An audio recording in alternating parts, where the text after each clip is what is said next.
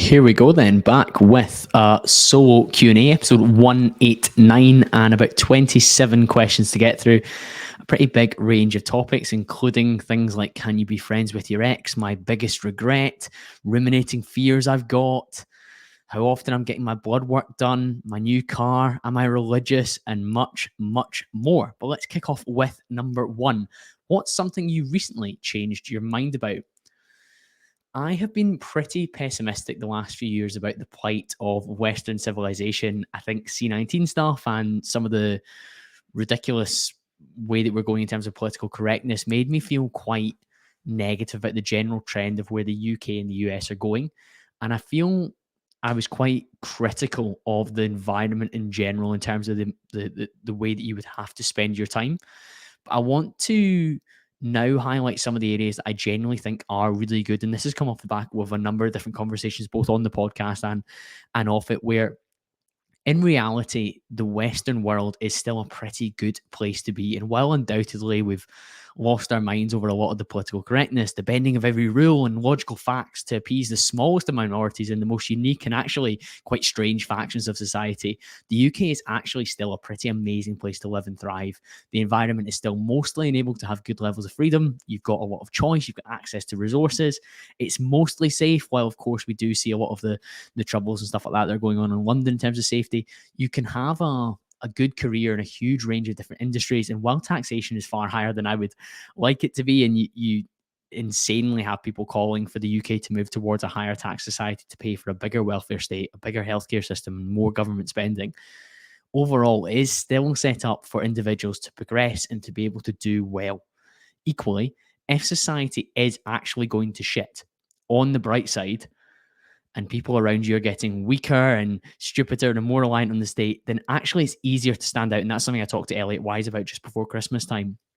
I certainly feel that if we are going to take the most negative possible view of society, then we should take that as a personal opportunity for ourselves. And the kind of people that tune into a personal development podcast and are trying to progress in their career or grow their own business, you are going to stand out in today's society. Number two, what current ruminating fear or doubt do you have? What could you do about it that you're not? I've definitely had doubt over what I can share alongside this podcast or alongside my Instagram that would act as a means of income, whether that's a course, a coaching product, advice, a service, a book. There was an element of needing to allocate more time and bandwidth to create something that I'm truly happy with before I release it. But that's also a way of procrastinating and almost optimizing for perfectionism, is putting off releasing something. That's something that on reflection is completely unbecoming of the kind of person I hold myself up to be. So the positive view of myself is as somebody that has a good impact, has a good skill level. And in terms of what I can do and what I feel I'm built to do, action is part of that, and actioning things in the right areas is incredibly important. So a ruminating fear of mine was that anything I release wouldn't be valuable enough. I wouldn't be happy with it. It wouldn't have a good uptake. And that's something that I just need to banish. And I am banishing it at the moment. And that the wheels are in motion, so to speak. And I know I promised the 15 lessons from 150 podcasts, and I put that on the back burner because I wanted to optimize for releasing more high quality podcasts, which is the thing that put me in this position to share with so many of you. But there is action now to be taken for something to sit alongside the podcast. Question number three, Bali for summer stretch this year. I have no plans to go to Bali. It's not somewhere that's ever drawn me massively. I can see the appeal, and I know a lot of the guests that I've had on and a lot of my friends have spent time there, and you can get a lot of value for money. The whole Bali belly thing, where the food can put you in serious issues for a number of days, completely puts me off. And I'm certainly somebody that likes to have a level of certainty about the quality that I would be experiencing in any particular area. And I'm sure somebody can tell me that about Bali, but it doesn't fill me with excitement. I have booked to go to Mallorca for a week in July with some friends. I would also quite fancy spending a long weekend in Ibiza, a little bit of partying, a little bit of culture, we'll see. And I would say, and the person that asked this question is Darren Lee, who's based in Singapore. He's been on the podcast a couple of times, and I've been on his show a couple of times. He's based in Singapore. He spent time in Bali. He works remotely, and he's really inspired me with what he's been doing in Dubai recently. He recorded with Sadia Khan and Jay Waller. and he's created some brilliant episodes when he spent about a week in Dubai. I did 2 weeks there last year, mostly social. I did one podcast when I was there. I definitely think I could spend a larger chunk of November and December there this year and focus on podcasting alongside the socializing. And I think that would be huge for the show, and it would be great for a developmental perspective for me too. Question number 4, can you be friends with a girl you've been romantically or sexually involved with? The whole friends with your ex piece was something I asked Ellie in the N10 coach on episode 82. And it was an interesting discussion, but I certainly think a lot of the time, if you are remaining friends, one of you has left a light on or a door open romantically for the other, and that's not helpful to stay in touch at that point. It also, from like an evolutionary perspective, we're trying to remain comfortable, and it offers some form of security, some safety, some comfort that they're still in your life because there's somebody that's been quite a big part of your life, or at least a big enough part for you to be sexually active with them. And again, I think that's hiding from the reality that it wasn't right and that you shouldn't really be in each other's lives to the extent that you are or were. And I definitely think when we consider like friends with your ex or romantically or somebody you've been romantically involved with, there's a huge difference between being civil, being friends, dating, and then that's like 3 dynamics, but there's also like almost like hating somebody. So there's almost 4 paradigms that you can end up in where you actively dislike somebody or you're romantically with them. So there's a big scale there. And I think people need to be quite calm with the fact that you can be perfectly civil with somebody, but them not be your friend. You not have them on social media. If you saw them in the street, you would say hello, but you wouldn't stop and have a chat. You're not going to hang about with them on a regular basis. Because I especially think if you're moving on from someone and you're moving on to someone new and you still have that person regularly in your life, I think that can be really, really awkward. There is the whole caveat, oh, well, I was friends before we got romantically involved, and I can sort of see that. And don't get me wrong, I am on good terms with a number of girls that I've spent time with, but no one that was like a serious ex of mine is still in my life to any serious extent. Don't get me wrong, I don't have like any like really, really awful relationships with people from my past, but they're not like my friends that I hang out with on a regular basis. That's just not a barrier that I'm willing to cross. Number 5, what's your biggest regret and how did you overcome or grow from it? Similar to question 2, when it comes to doubts, I think I self-limited myself for quite a long time in different domains. For much of my early adult life and late teens, I optimized for fitness and health and how I looked, which is really, really important and has given me a phenomenal foundation and a lot of confidence in who I am. But I feel I could have embraced other areas of like how I am and how I'm wired and who I am much sooner and just went for it, whether that's creating content, whether that's pursuing a career that I'm happier in, whether that's putting myself out there in terms of like my beliefs and how I feel about things. And I guess beyond that, there's the kind of standard stuff that you'd expect from me, like start the podcast sooner, that links to that, double down on creating instead of consuming at a younger age, disregard criticism for people who are just uncomfortable with growth, and kind of change friend group much earlier. These things are all linked into just basically, I think I would have liked to have pursued my truer self much sooner.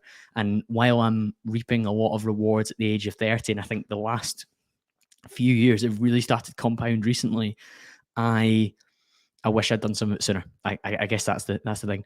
There's a really helpful regret equation that I shared from Greg McHugh, and I spoke about it on the solo pod back in February, I believe.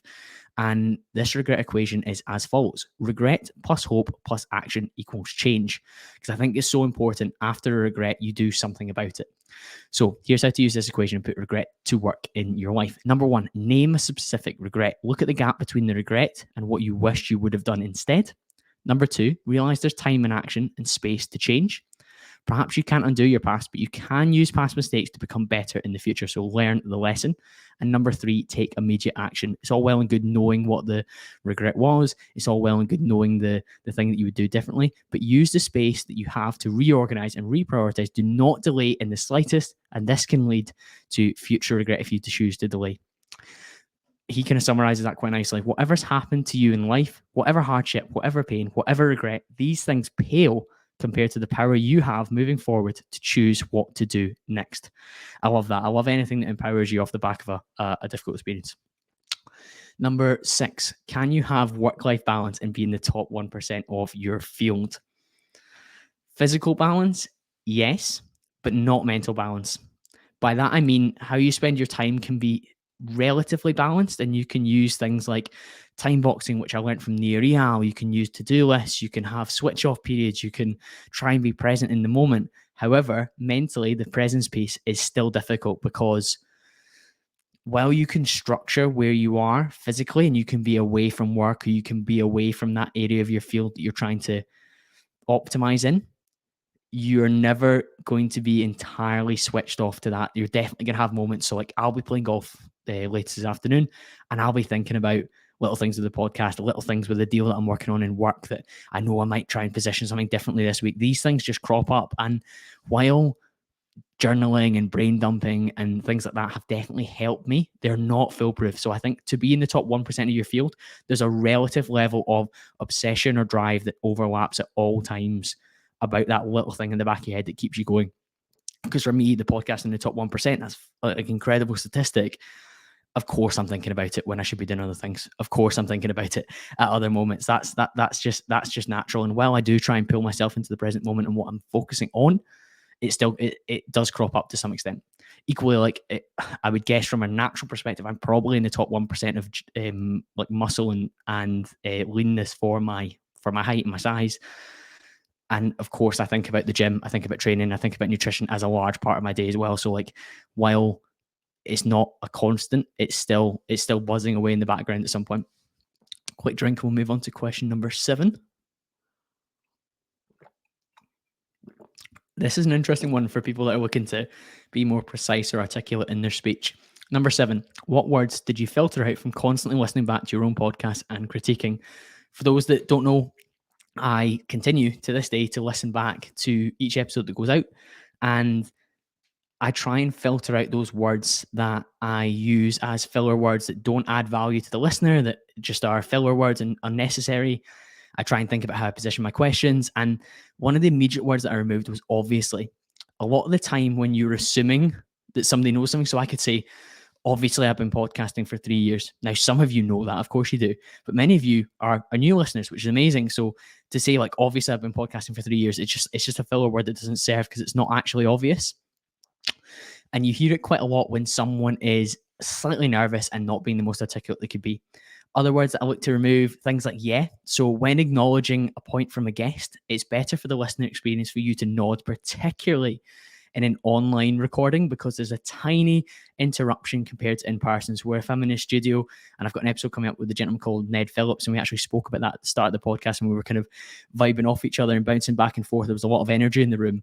There was lots of micro interruptions. But if for example, a guest making a point and I say, yeah, or yeah, sounds good, it's just an unnecessary interruption, but I can still give them the verbal and the audio, the physical feedback to see what I'm agreeing with their point, or I'm interested in what they're saying, without saying yeah, because it breaks up the listener experience. But there's lots of other things I've worked on, like certain like lengths of questions have been a big thing.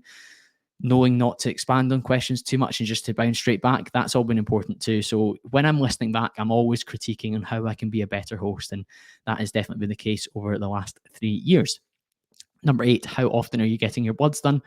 I shared in February that I went to the aesthetics clinic in Glasgow and Ingram Street, and I got some great data. So they took my bloods, and they had a pretty wide panel, and I'm going to go into the results in detail. And they tell you so much that can instruct the different approaches you take in life. So whether that's your training, your diet, your recovery, your supplements, and then just your general lifestyle off the back of it, and you can make some changes. For me, it was largely reaffirming and quite reassuring about some of the practices that I'm taking. And there's been a few different small tweaks that I've made, and then one or two things I don't quite know what I'm going to do to improve them just yet, but I'll share that with you. So they found that my vitamin D3 was very high, and the supplement that I'm having for that is probably more than enough. So I was taking 10,000 IU every single day, and that's now gone down to 4,000 to 5,000 IU every single day. And while in the UK we pretty much don't get any vitamin D, 10,000 for my body alongside my diet and the different foods that I was taking in, was more than enough. They found that my HDL cholesterol could be a little bit higher, and this could be achieved through having some slightly more dense fat foods. Now that's contrasting to a lot of the Western diet, but when you track your calories and track your macros and you eat quite clean, it tends to lead to being lower in saturated fats.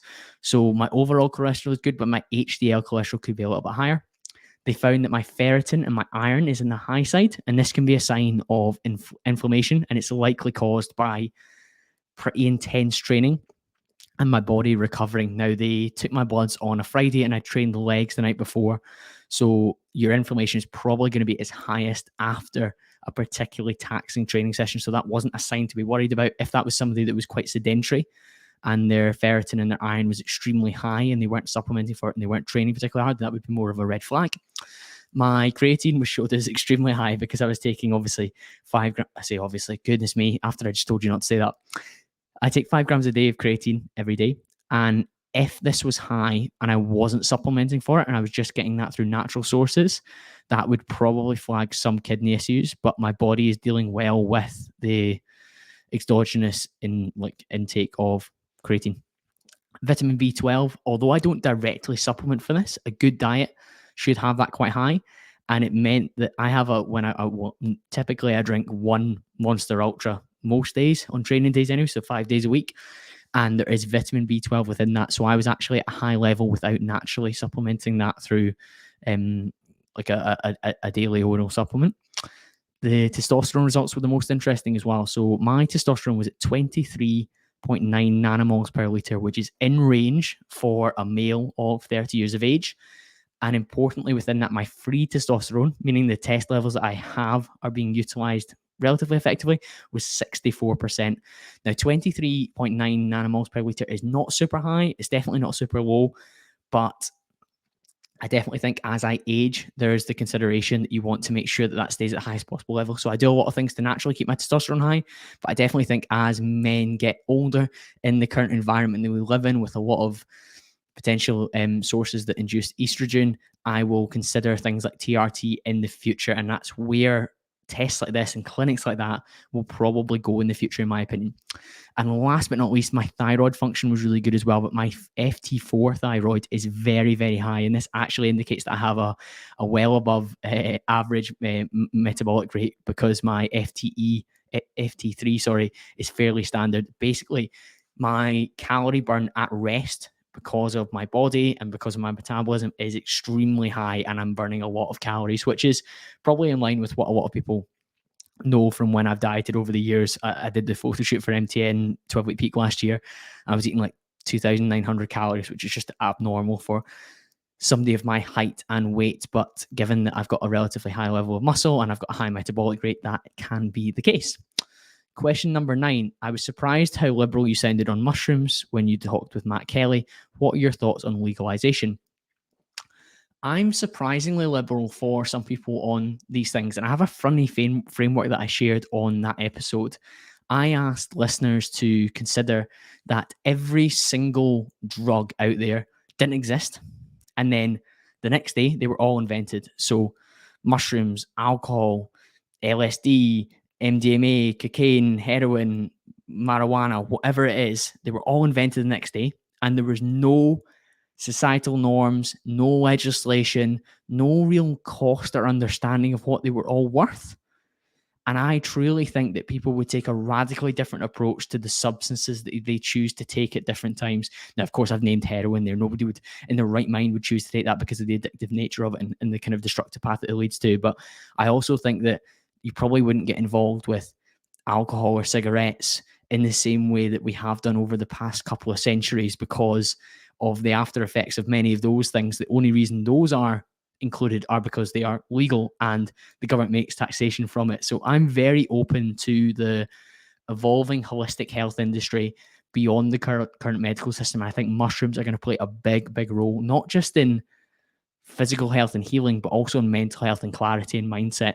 And I believe that when you consider taxation, social norms, these have restricted many of the things which could actually be positive for society in the future. And I'm extremely bullish on that. And while the sponsor of today's podcast is Vybey, one of their key products at the kind of future of nutrition that they're working on is lion's mane mushroom capsules. And I've been having that for the last 6 weeks now.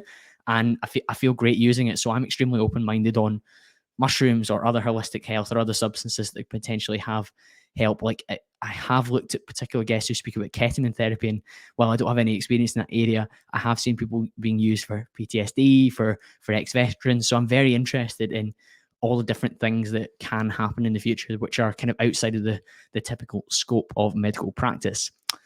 Question number 10, in reverse, what advice could you offer Jordan Peterson?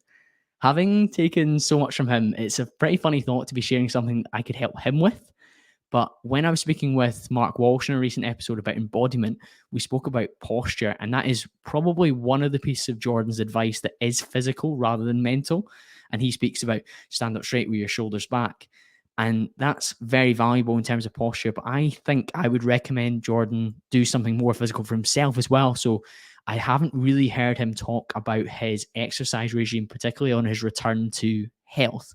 So I would probably advocate for Jordan to lift weights and build a bit of a fitness routine that would improve his durability and his longevity, albeit accounting for any existing injuries or challenges that he had. So my advice to Jordan would definitely be to get lifting some weights. Could you imagine a Jack Jordan Peterson? That would be something special. Number 11, are you religious? I was christened in the Church of Scotland as a child, which makes me a Christian and of the Protestant faith. But I haven't maintained any form of practice of attending church pretty much ever since. For large parts of my life as a child, when Sunday school was on, I would be playing rugby, and my family didn't really have a practice of attending church, so you don't really get it pushed into or indoctrinated in that sense. And the school that I went to in Scotland was non-denominational, and while we would have a Protestant minister from the Church of Scotland come in at Easter and Christmas, it wasn't a religious school in any shape or form. I would probably categorize myself for large periods of my life as an atheist or agnostic. So I neither believe nor disbelieve in a God or religious doctrine. So I'm quite open-minded, but I'm largely unsure. I think given the way the world is and the scientific education that we get, it does feel hard to put any stock in a higher power that you can't prove is there. Interestingly enough, previous guest Simon Thomas, who many of you will know from CBBC, BBC, and Sky Sports over the years, Mike Omini and Chris Reeve as well, they all spoke about the power of their faith and their religion and the community and the shared values that they get from that. And that is something that is definitely missing from society. If you consider how, and I was saying in question one, like the Western world seems like completely debased from reality. I think when you're part of a religion, it does give you a community of people that you feel like you can trust and you have shared ideals with and shared values with. And that is particularly healthy. And I can certainly see a merit from that perspective. Like one of the Christian doctrines is love thy neighbor. And that's a pretty healthy thing. And in today's society, how many of us actually know and support our neighbor and have good conversations with them? A lot less than ever before. And I think when we're coming that detached and that fractured, things like religion have their place in that regard. But if you were to look from a really not conspiratorial, but a really kind of free thinking mindset, maybe it was used as a control mechanism for the populace prior to that. Number 12, why bother with ice baths over cold showering? Is it actually functional or just discipline? The main reason for the cold plunges that I've been doing are to do something hard and challenging in a life of relative comfort and abundance. I live a pretty comfortable lifestyle. The struggle that I can create for myself is more just me overloading lots of different things into my lifestyle to keep me busy and keep me occupied and push forward in the different domains that I care about. So doing the ice bath first thing in the morning gives you that kind of, oh God, this is a little bit uncomfortable. Don't get me wrong. Like I've joked before, like going out for a walk in the pouring rain when it's freezing cold in the winter. Obviously that's hard. But I tell you what, in January when I had that that ice plunge on my balcony, it was harder to get into that than it was to go for a walk because you just knew how cold it was going to be. So I think the kind of second is actually functional discipline. It's a lot of it is discipline, but off the back of it, you get the hormonal response in terms of your dopamine and your endorphins. From a scientific basis, it's also been shown to decrease inflammation, which, as I mentioned from my blood test, is quite high from all my training. And it can lead to better sleep and better mood while reducing some swelling as well. In terms of the ice baths over cold showers, it's almost the opposite of discipline. It's quite scary to dunk yourself in, but once you're in, it's easier than when you're standing under a cold shower because everything in your body's telling you to like pull back from the cold shower or turn the nozzle up to make it warmer. Whereas when you're in the plunge, it's quite simple to just sit in the moment and do it. Whereas whenever I've done a cold shower, like there's just the temptation to just pull yourself out, and it doesn't quite feel like you're getting the same level of immersion. But I'm happy to be proved wrong, or for whatever can fit within your lifestyle. Because I've got the balcony at the flat, I legally can't keep a 300 kilogram ice tub on there, so that's been moved to my parents' house. So I'm now using it less frequently because I'm going there maybe once a week to jump in it. Question 13, what's the top things people on your calls have wanted to talk about? For those that aren't following on Instagram, I've been doing 3 calls, 3 mornings a week in the last kind of four weeks, where I've been speaking to individuals about a huge range of topics, to be honest. But it's mainly been focused on aligning their goals and their aims, their aspirations with the values and behaviors and actions that they take. I think it's such a key thing in today's society. We can all verbalize the things that we care about and we want to do and want to achieve, but are we actually acting with that in mind? Things we've talked about have been like structuring your lifestyle more optimally for what you really want. So how can I fit in these different things that I care about? What might have to drop off? What might have to change? What do I need to cut off? What do I need to change? We talked about financial goals and opportunities within business and career. And of course, I've been sharing some of the different sources, self-talk and tricks and hacks that I've employed over the last few years to really level myself up as well. I think a lot of people benefit from just talking to somebody that's maybe done a few different things that they maybe want to do, or done something in a different domain that they can use the framework for in their own regard. Number 14, what's your worst habit? And this is a kind of double header, 14 and 15. So what's your worst habit? I find it hard to think what I do that's really terrible, but recently I've advocated before, like controlling your screen time and controlling your presence. One of the worst things that you can do, and almost all of us that are listening to this right now will be guilty of this. And some of you may even be in the bathroom when you're listening to this podcast if you're plugged into your AirPods. But taking my phone to the toilet with me genuinely increases my time on the toilet by like 10x, 3 to 5. I don't know how much it increases it, but it definitely increases it. And like sitting scrolling in the toilet when you can just get in there, do your business, and leave is it feels like a bit of a waste of space. So that's probably a bad habit that I've got at the moment. What else is a bad habit that I have in place at the moment? Over the years, I've definitely eaten too quickly. So sometimes I just wolf down my food so quickly. And that's bad for digestion, it's bad for presence, it's bad for mindfulness, and it's bad for your gut health as well. So yeah, that's probably 2 that immediately spring to mind. And the reason it's a double header is because the person that asked this question knows myself and my brother really well. And he said, what would Ian say your worst habit is? So Ian's my younger brother that we live and own our flat together. And it could get a bit ugly if I was to really go into what like Ian's harshest criticisms of me, but he is probably fairly critical of how much time I spend on my laptop at night. So when he's relaxing, watching YouTube on the sofa or Netflix or using the Fire Stick, I tend to be like on this laptop doing some podcast research, doing some notes, doing some emails. He thinks that I could switch off and be more time efficient in the time that I use. So be like condensed down more of that, which I think in some ways is definitely correct, because Parkinson's law 100% applies.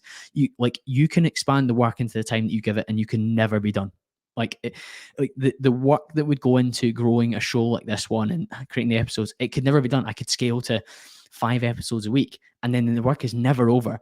But I will say that this stuff I'm doing gives me energy. So when I'm researching a guest or writing an email to invite them on the show, I get a buzz from that, and I love doing it. But I definitely think that my answer to the previous question could be my lack of ability to switch off at times as well. And I think it's important that I continue to manage that in my life. So I think Ian's criticism of that could be pretty fair as a bad habit. Question number 16. In your career, what has been the most challenging work colleague you've had and how you dealt with them? Well, I certainly can't disclose any names.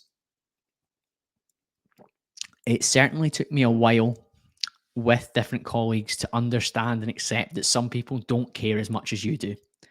Now, it's not necessarily that they don't care about the result that you are achieving or you're working towards, but they don't want to progress and be doing bigger and better things over time in the same way that somebody with my personality type and many of the people that listen to this podcast will feel about.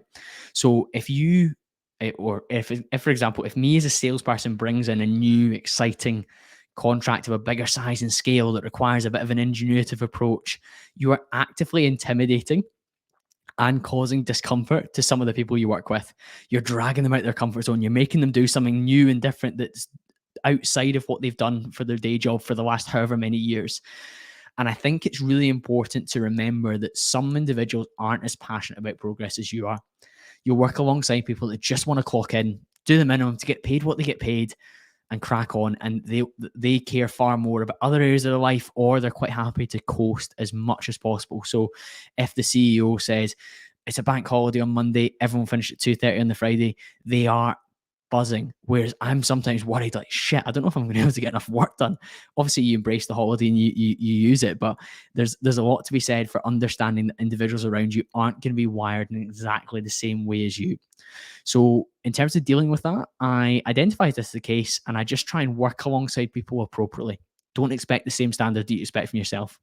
I would say it's a real red flag for a colleague that's particularly negative or is never coming forward with suggestions. So while sometimes it's quite good fun to have a bit of a moan, like, oh, did you see what marketing did, or did you see what happened with that particular contract? Like, you can have a bit of a laugh and a joke.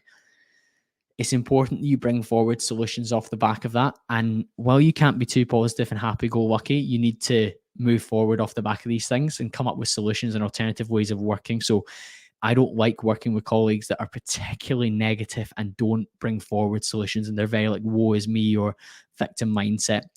But in terms of when I do deal with colleagues that I don't think are maybe quite as aspirational or quite as comfortable with doing like new and challenging things as me, I'll try and lower my energy, lower my intensity around these people. I'll definitely keep on top of them, but respectfully in terms of making sure that they're meeting the deadlines. I'll be polite, but I'll be firm. And as much as possible, I'll get what I need in terms of like the minimum that I can get from them and what has to just be ticked off as standard. But I won't be investing time in them on beyond that. I won't be doing any coaching. I won't be trying to get them involved in different projects that might stretch them beyond what they're comfortable with. And I just won't spend as much time with them as I would with other colleagues that are worthwhile. Question 17, what drove you to start the pod? Now, I'm conscious there's a lot of new listeners, but I've definitely answered this question a number of times in the solo episodes. Most of the solo episodes end in a 9. So if you're going back and scrolling, want to know more about me, then you can scroll back and listen to some of them. But in the story in short, I had been creating fitness content on Instagram since 2017. The page had grown to a good level, hit that kind of 10,000 follower mark.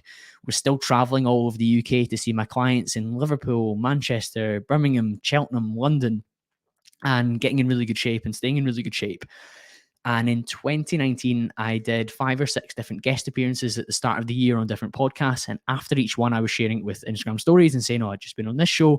And the feedback I was getting from followers was really positive. And from a personal perspective, I was really enjoying doing it as well. And I was having loads of these conversations off podcasts in terms of when I was hosting a sales meeting or doing a pitch or a presentation. I was presenting and speaking at length. I was asking questions. I was doing my research. I was taking notes, and I was moving the conversation forward in the direction I wanted to. So there's a lot of overlap there. So I decided that I would start a podcast. I dillied and dallied on it all the way through until the lockdown in March 2020. And I recorded 5 or 6 episodes to get started in the 1st of April was the first episode I released with Chris Williamson, which was really, really cool. And the driving factor was just that I think that I could add more value and have more fun as well in a platform that was more tailored to my skill sets than just Instagram. Back in the day, Instagram was good fun because you could write long captions, which I quite enjoyed doing.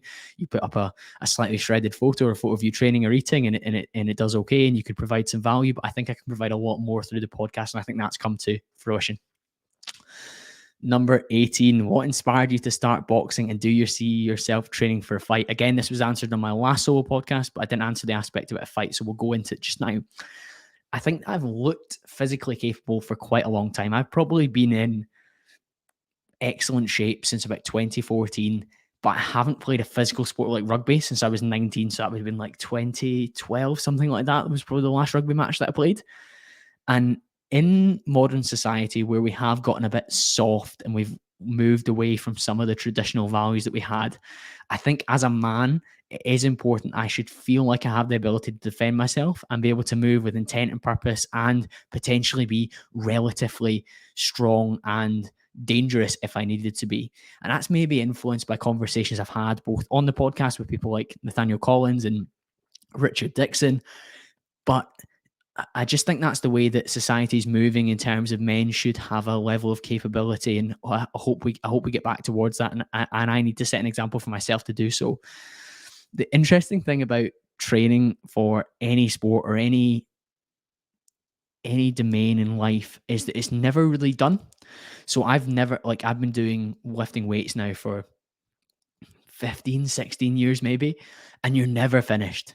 There's it just never stops. So when I think about training for boxing, I'm still so young in that space that, to me, even thinking of like getting into a ring or competing in that space, it seems very, very far away. I've had 15 sessions. My brother and I go to see a guy called Sean Lazzarini, who is a Commonwealth gold medalist, and he's just turned pro at Boxers Booth Gym in Govan. And we've had like 15 sessions. Now, we've been doing some body sparring, and actually last week we had headshots as well, which was a serious fucking eye opener, if I'm honest, in terms of just how challenging that is. In terms of the fitness level needed to do even a couple of 3-minute rounds were incredibly taxing from like a physical perspective, but also just there's like a level of fear, adrenaline, excitement from trying to hit somebody and trying not to get hit, or at least when you do get hit, having some sort of blocking it from your glove, or moving away from it, or moving into it in the way that you can handle the impact better. So, do I see myself training for a fight? No, it's not in my mind at all. But these things always progress, and I just want to enjoy learning more about the sport, becoming more competent, becoming more accomplished. Question 19: biggest lesson you've learned from someone you don't speak with now? This feels like it's always going to lead towards somebody that you were romantically involved with, similar to one of the questions about being friends with your ex. So if I was to pick a lesson like that, I could obviously go to the bedroom and share something that I've learned from a girl over the years that showed me a thing or two. But I would say for this one, let's go for a girl that I dated during 2020 and early 2021. She was very into the 5 love languages. And while at the time I made a lot of fun of her initially and I thought it was a bit silly, I can definitely see the merit in that people do definitely experience and connect with people more strongly in particular ways than others. And of the 5 different love languages that I learned about, my dominant one, I think, was probably quality time.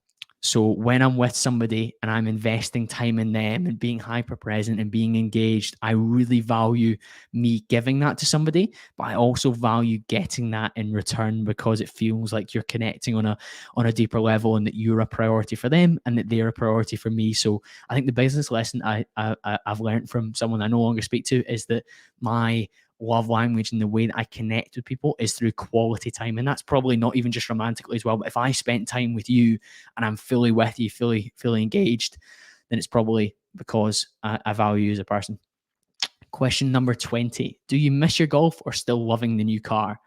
This is from a friend that knows that I've been really enjoying the new car. So I got a new car in the end of April, I want to say. So just over a month now. I'd had the Golf for 4 years and it was super reliable. It ticked the boxes. It was financially very affordable because I bought it outright at the time. So it wasn't costing me very much at all to run. It was pretty much just insurance and petrol and the kind of annual service and MOT. But as my income is scaled and I've been rewarded for doing really well in work, I recently hit the milestone of selling over £1 million of furniture. It was time to step up, and I was spending time with people that drive really nice cars. And while you shouldn't compare yourself always to people around you from a negative perspective, I was like, okay, well, I've worked hard as well. I've got the fiscal money to do this.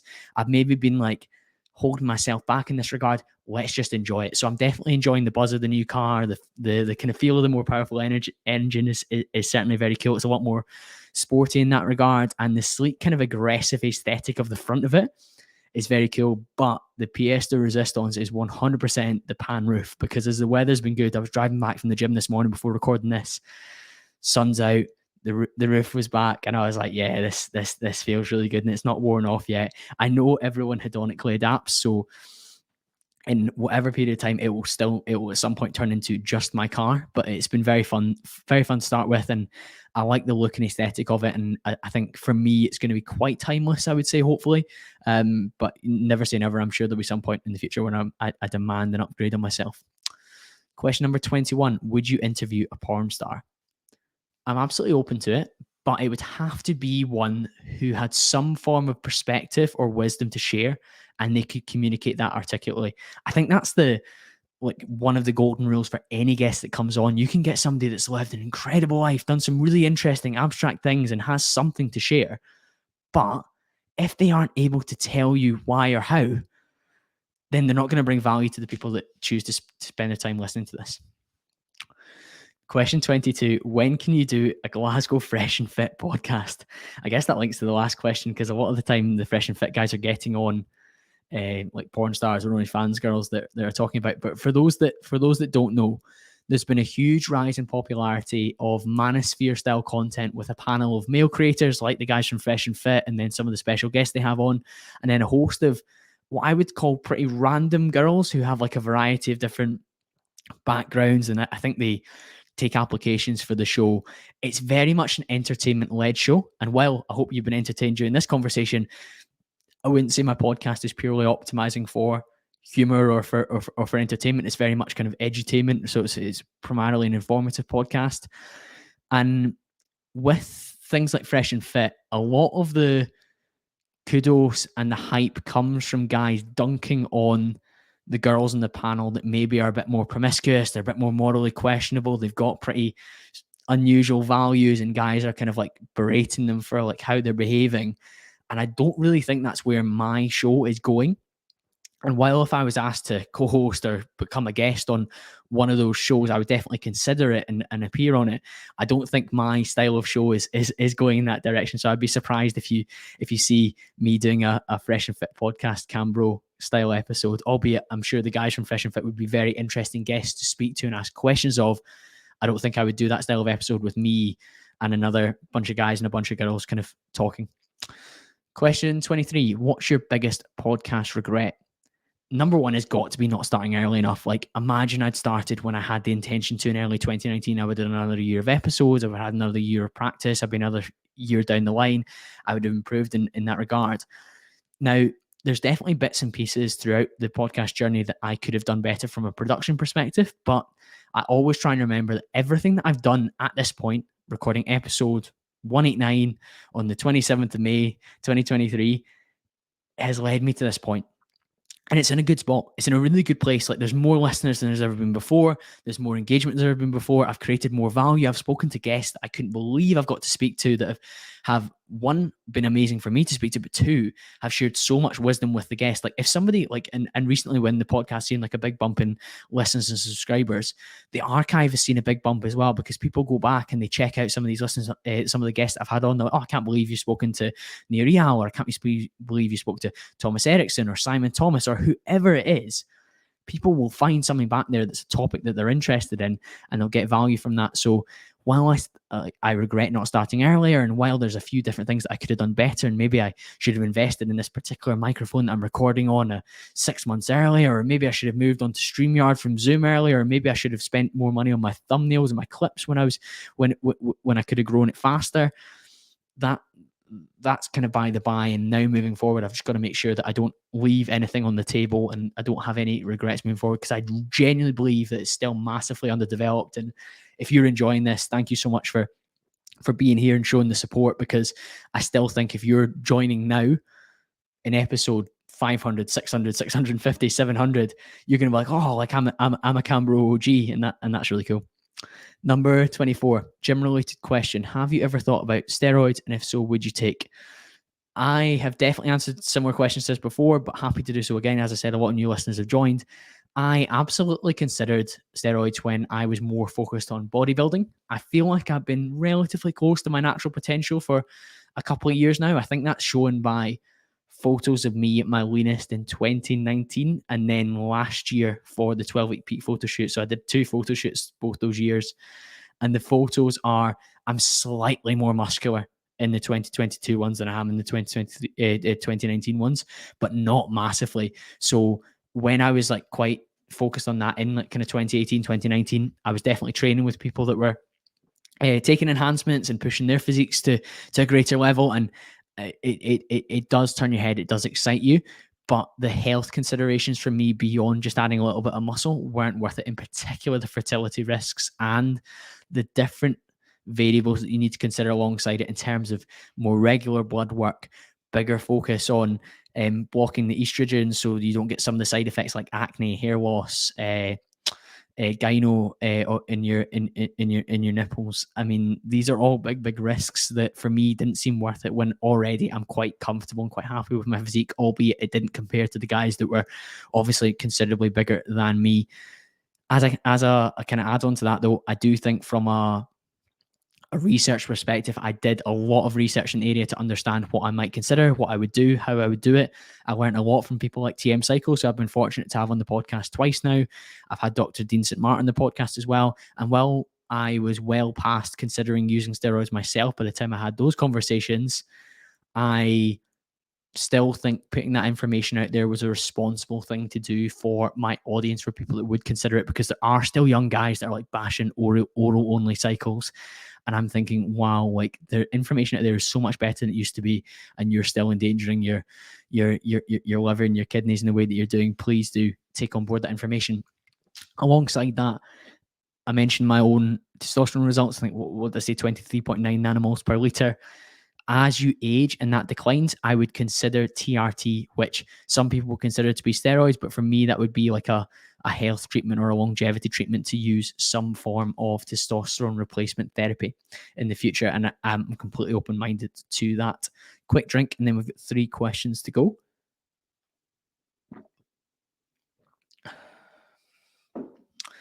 Okay, question 25. What's the strategy to turn your podcast pro?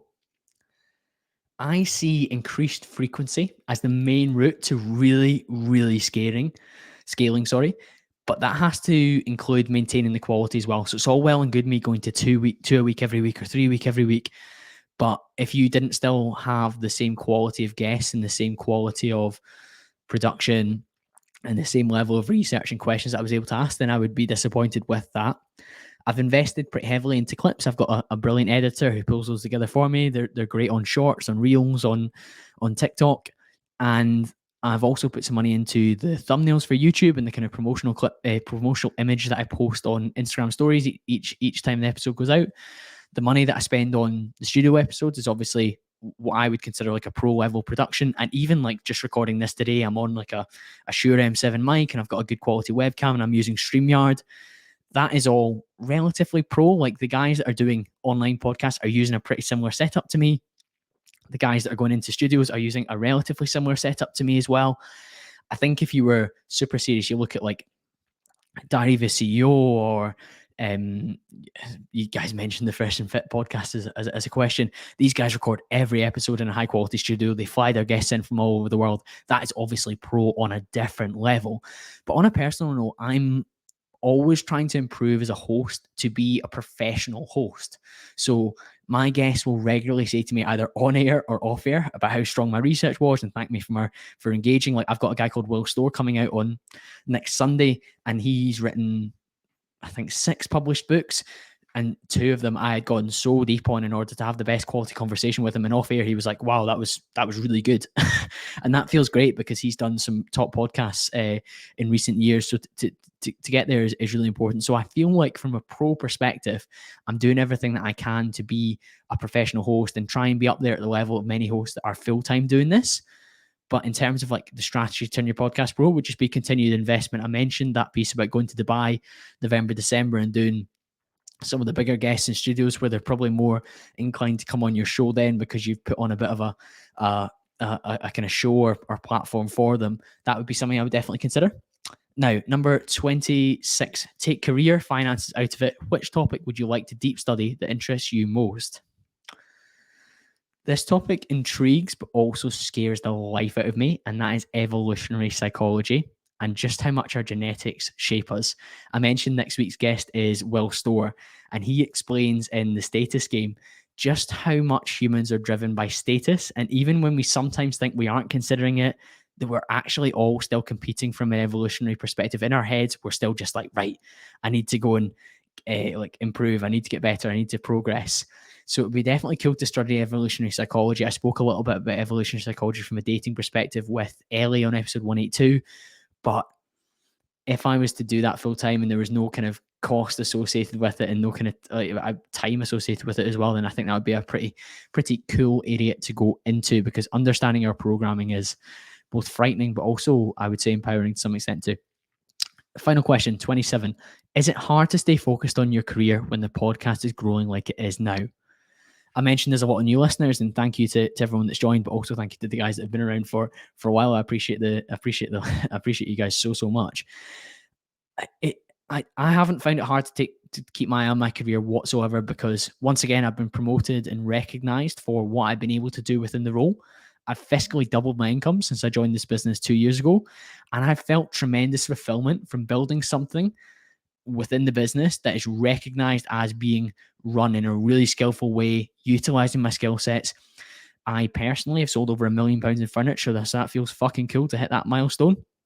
And I'm in a domain where that £1 million could easily be 2 million next year because of the pipeline that I've got. So that's pretty cool. And it's easy to stay focused on something that is rewarding you.